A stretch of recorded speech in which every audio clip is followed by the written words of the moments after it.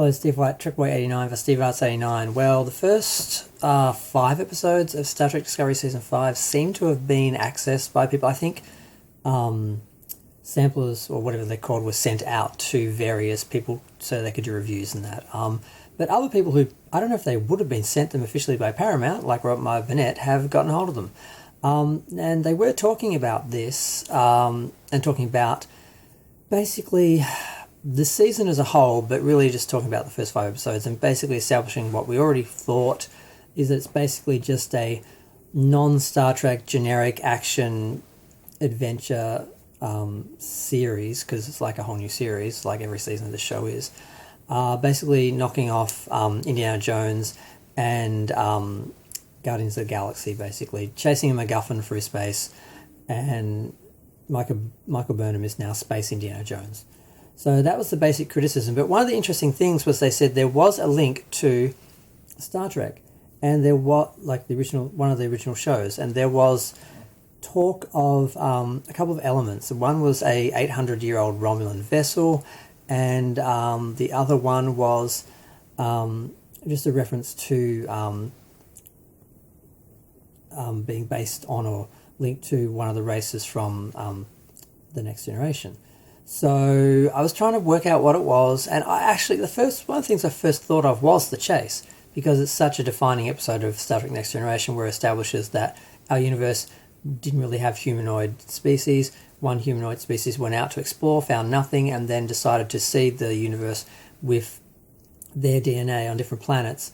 So that explains why so many of the alien species in Star Trek are basically humanoid and appear the same, and the idea or the hope was that it would create peace and unity if everyone knew they're all related. So it was an interesting episode, and my guess is somehow Michael Burnham is going to go back in time and seed the whole universe and create the whole universe and literally be God. I really think they'd do that. I wouldn't be surprised if they did that.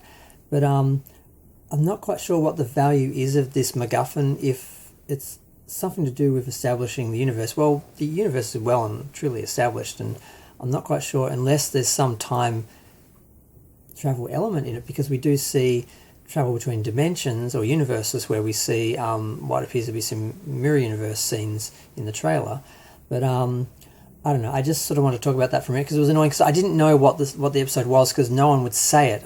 They said it on a live stream that was behind a paywall, and I asked a few people who I thought had watched it and they didn't answer, so I was like, fine, I'll find out soon enough. But Robert Meyer Burnett mentioned in his last podcast about, make Starfleet great again, and he did mention it actually goes back to the chase, which does, the whole point of Discovery was they wanted to throw out all the old canon and do new shows, and then they just ended up going back and regurgitating and revisiting and rewriting and ruining a lot of original Star Trek characters and elements. And now they went and moved Discovery 900 years into the future, so they'd be away from Starfleet and everything, but then they went straight back to Starfleet, reimagined, destroyed, and then rebuilt Starfleet. And now they're basing or linking this new final season to an episode of Next Generation, and people are crying sort of creative bankruptcy, where they didn't sort of they had to go back to Star Trek again and pull on something that was already established and continue a story that was already done. Like they couldn't think of their own or couldn't make up their own that was as good or compelling as the original.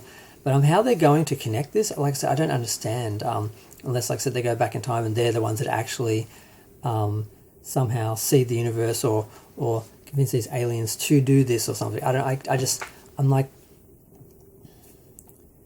just don't see what the value of this object could be that's so valuable that it has to be chased, if it relates back to the Chasers' seeding of the universe, which they've already done. So I'm not excited. I'm disappointed and a bit worried that they might, retroactively ruin the episode like they did with City on the Edge of Forever, where they went back and pulled from Harlan Ellison's original screenplay idea for The Guardian, instead of actually referring back to Star Trek canon and how the Guardian appeared and worked in the original Star Trek series. It's just bizarre the way these people think and what they do, and I'm worried about what they will do with the chase.